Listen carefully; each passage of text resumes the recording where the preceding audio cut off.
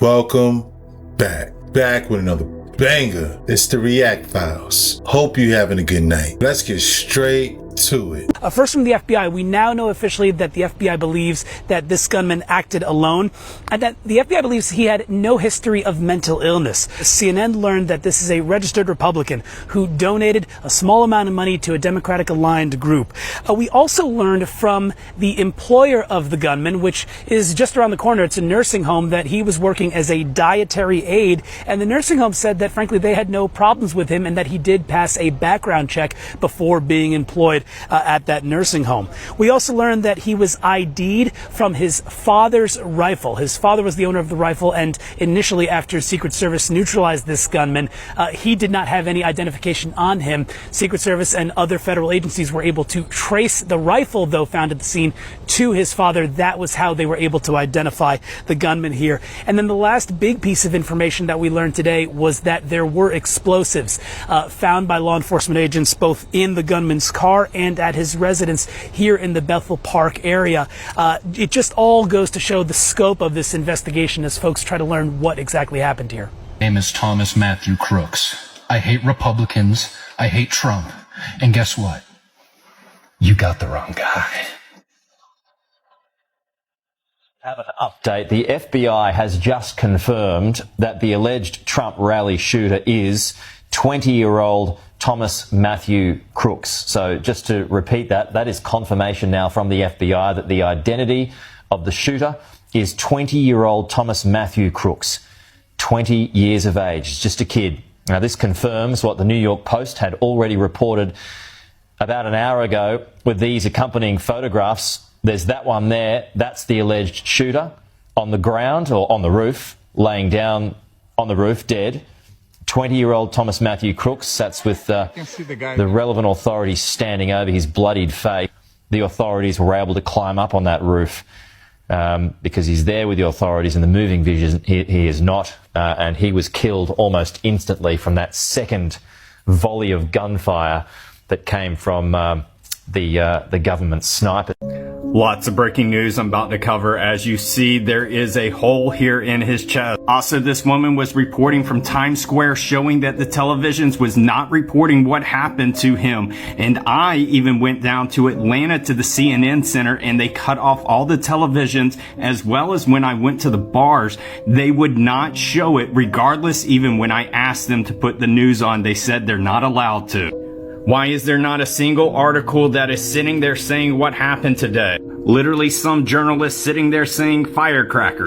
Also, this guy was out in the field and he was trying to get the police and the Secret Service attention, and they weren't really paying attention to him saying that, hey, someone is up on the roof. Now, I do want to let you know that he did get up and he let the crowd know that he was okay. He was saying that he needed his shoes, but obviously, like you saw, there was the hole in his chest, as you see here. But obviously, you better know that they're wearing a tight vest. So this is where he was holding the rally. This is where Secret Service was, and this is where the active person was. Also, this was really, really weird to me. When I was down in Atlanta, they would not play this stuff on the television. I don't get it. It's very confusing. Tell me what your thoughts are. Take care. God bless. This is a deep rabbit hole. I can tell you that now. I see it. You know, we can smell a rabbit hole a mile away. It looks like we're gonna need extra batteries for our flashlights on this rabbit hole. Y'all wait until you hear this eyewitness testimony of someone who was at the event where they tried to take out Trump. This guy was literally warning the police that someone was crawling along the building top with a weapon. But real quick, first, let me show you what I noticed. I noticed that when this started, most Secret Service did not come to his aid. That's weird because these guys are trained to subconsciously put themselves in harm's way to protect the president. So why did only one of them come? Until the very end when the shooting already stopped. Suspect. So we walked up, and probably 5 to 7 minutes of Trump speaking. I'm estimating here. I have no idea, you know. But we noticed the guy crawling, bear crawling up the roof of the building beside us, 50 feet away from us. So we're standing there, you know, we're pointing at the guy crawling up the roof. And he had a right? He had a right. We could clearly see him with a absolutely. We're pointing at them. The police are down there running around on the ground. We're like, hey, man, there's a guy on the roof. They're like, huh, what? You know, like they didn't know what was going on. I'm thinking to myself, I'm like, why is Trump still speaking? Why have they not pulled him off the stage? Notice how this is BBC, not CNN, and not Fox News. Now, I'm not going to make any speculation or allegations as far as his Secret Service men. Are they really for him? Let me know your thoughts below. Shout out to Inspired by the King. I did notice that as well. That was a BBC interview. So yeah, I definitely peeped that. Something is definitely off about this whole situation. As Trump started, I noticed 2 officers that were looking for something or somebody. I was looking around myself and seeing a guy on top of one of the buildings go in between one building to the next, and went and told the officer that he was up there. And when I went back to my spot, I heard that people could still see the person from where they were standing. So I checked that out, and I went back to tell the officer that if he came over there, he could see them. And when I turned my back is when the shots started, and then it took me a second or two to figure out exactly what it was. And then it was just getting out of there and helping some other person out with her child, and we got out, and that was the end of that. I retire someday. They say, that guy made this place a special place to come to school and gave as much as he could to help the community. Shout out to Melanie King. She was the first one to peep it, but now it's gone viral. What's the name of that company that we're talking about in this ad? It feels like I've heard that company before in a few videos on this channel. I don't know. You tell me. Let me know in the comments down below. The Trump shooter was seen in a video made by BlackRock. Check it out. How is nobody talking about this? Not only that, this video has since then been deleted. This adds a whole new layer of things that we're finding out about this situation. What do you guys think? The video has since been deleted. I think that made it more eerie. My name is Brian DeLallo. I teach AP and Honors Economics in Pittsburgh, Pennsylvania. Financial well-being to me is knowing that I can be free to do the things that I love to do. I hope when I retire someday, they say, that guy made this place a special place to come to school and gave as much as he could to help the community.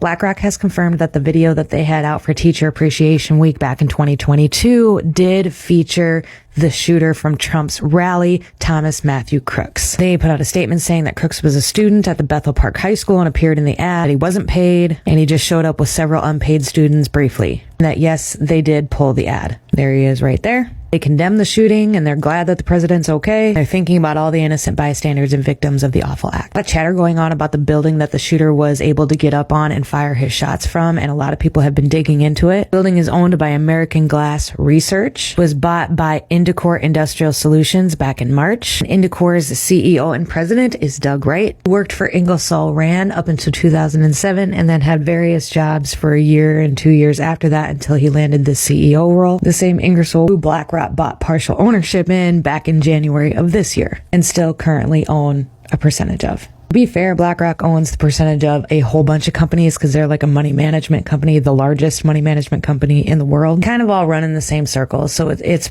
kind of a stretch, but it is interesting that the shooter was in that video. And then they took the video down. Could argue, well, they just don't want to sensationalize. It's so fucking weird that you were even there just 2 years ago doing a video in the first place. Butler, Pennsylvania. And then you got somewhat of an attachment to the building that the shooter, it's just fucking weird. It's fucking weird. It's probably nothing, but it's fucking weird. It's always weird with shit like this. It's always like this. Maybe if you find yourself attached to multiple things that are going on that happen, like big things, that maybe you should reevaluate your situation in life. Maybe close that circle up a little bit. Shout outs to Shipwreck Show Galley, breaking it down. The connections, even to the building itself. Now we're hearing that commercial was shot 2 years ago. In that same town, these dots are starting to line up. I'm surprised they confirmed it. Lalo, I teach AP and Honors Economics in Pittsburgh, Pennsylvania. Financial well-being to me is knowing that I can be free to do the things that I love to do.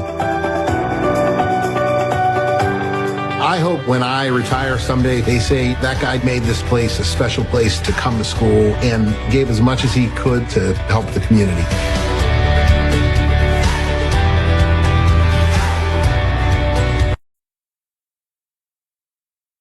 This police officer is so bored with his job that on his lunch break, he's gonna go rob a bank and then return to work as if nothing happened.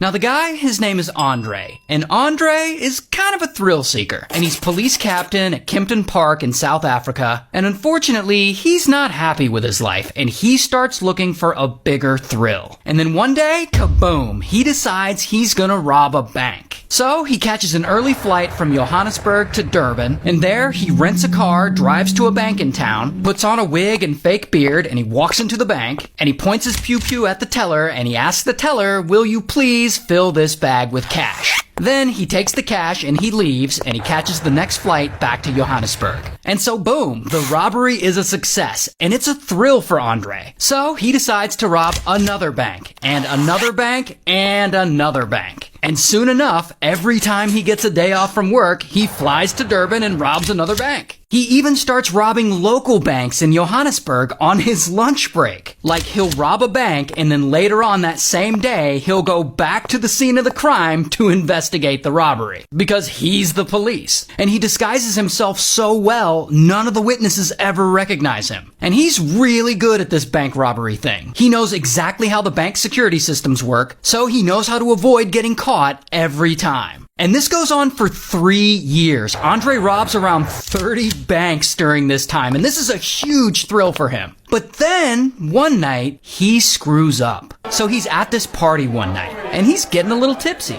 And he starts talking and having a conversation with his friend, this guy, Cor. And Andre's bragging to Cor that he's been robbing all these banks and that he's so good at it. Here's the thing about Cor, though. Cor just happens to work for the Bureau of State Security, which is kind of like the FBI. And Cor feels like, because of his job, he just can't keep a secret like this. And eventually, he tells his supervisor. So the next time Andre flies back from Durban, having just robbed another bank, police are waiting for him at the baggage claim. And so, bam, they arrest him. And he's supposed to spend about 17 years in prison, but that's not gonna happen, because he's gonna bust himself out. Now, while Andre's in prison, he meets this guy, McCall. And he meets this other guy, Hale, both of whom are in prison for robbery. And pretty quickly, they all three become friends. And after about 3 years in prison, Andre and McCall and Hale, they come up with this wild plan to bust them all out.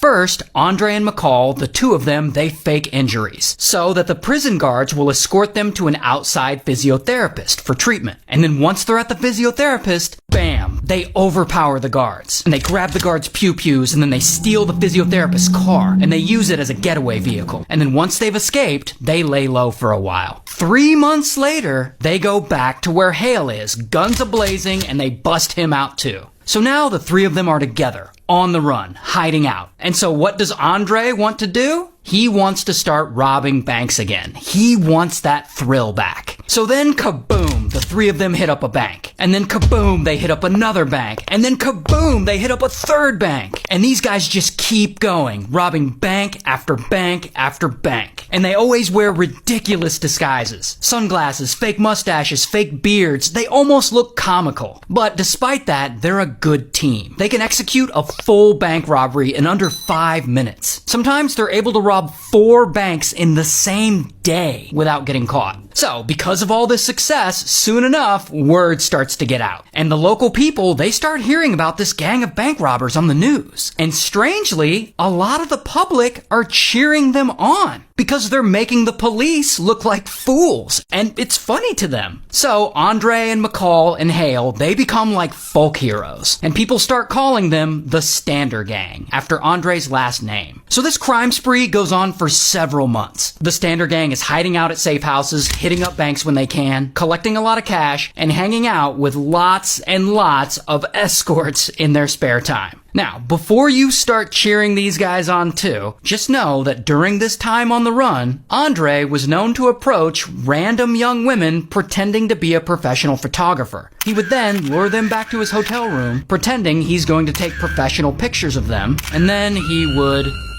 SA them. And at least 2 of these women end up reporting him to the police for this. And this will come up again later. So, eventually, the Stander gang is named South Africa's Most Wanted. And their photos are suddenly everywhere. All over the media, everyone's talking about them. And the 3 guys know it's just a matter of time before they get caught. So, they come up with a plan to flee the country. So first, they decide they're gonna buy a small yacht, and they're gonna leave the country that way. I guess it's supposed to be safer than all 3 of them flying commercial. So then Andre uses a fake passport, he flies to Fort Lauderdale, Florida, and there he's gonna finish negotiations on the sale of this yacht. The next day, back in South Africa, police show up to one of the safe houses the gang had been hiding in. Apparently, police had been tipped off by some of the escorts the gang used to hang out with. So police are suddenly outside of the safe house, and it's 5 a.m., and McCall is the only one home. And police are like, Stander gang, come out with your hands up! And McCall, he's butt naked, because I guess he sleeps naked. And he gets his pew-pew, and he gets into a crazy butt-naked shootout with police. And they storm the place, and they're shooting at him, and he's running from room to room, shooting back.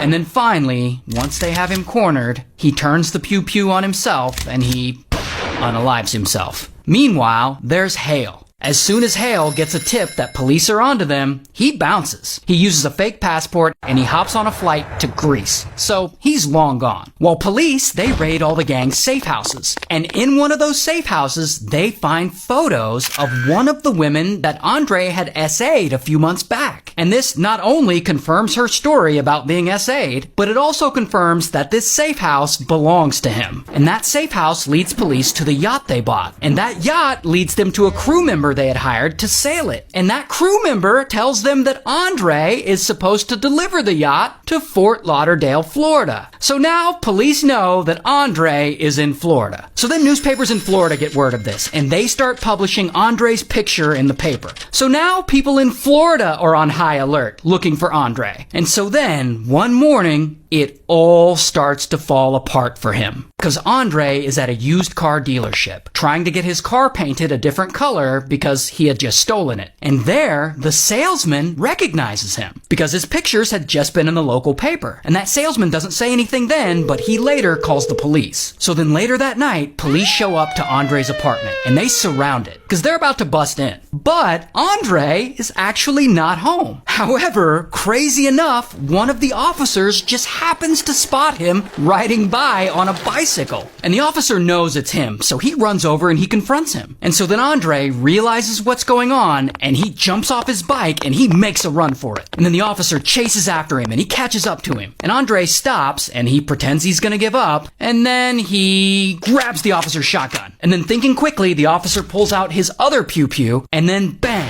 he shoots Andre 4 times, and he unalives him. Here's what Andre looked like in real life. So then that only leaves Hale. So Hale, he ultimately ends up in London. And there, he tries to commit another robbery, and he ultimately gets caught. And they throw him in prison for almost 20 years. Later, he does his time and he gets out. And he becomes a better person, and he starts public speaking. And he actually dedicates himself to educating people about the horrible consequences of living a life of crime. The major regret actually is the fact that I've wasted talents and abilities, and I've achieved nothing. That's wild. Shout out to South Africa. And that's a wrap. Hope you enjoyed tonight's rabbit hole. If you haven't already, please take a second just to smash that like, subscribe, ring that notification bell, just to make sure the algorithm knows what's up. So what we gonna do, y'all? That's right. Run these numbers up. Thanks again. Until next time.